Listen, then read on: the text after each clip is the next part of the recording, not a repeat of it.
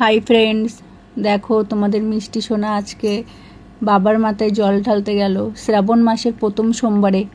ও পারে না বলে ওকে একটু দেখিয়ে দিচ্ছিলাম, আর ঠাকুর মশাই মন্ত্রগুলো পড়ে পড়ে বলছিল, আর ও তাই সেগুলো এবার শুনে শুনে বলছিল।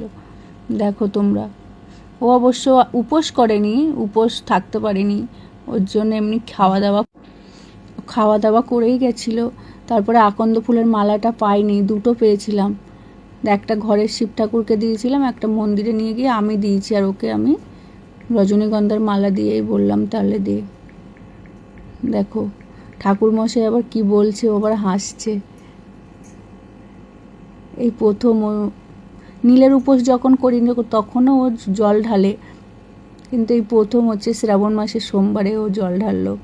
তোমরা সবাই ওকে আশীর্বাদ করবে, ও যেন ভালো থাকে, সুস্থ থাকে, সবাই কমেন্টে বলবে।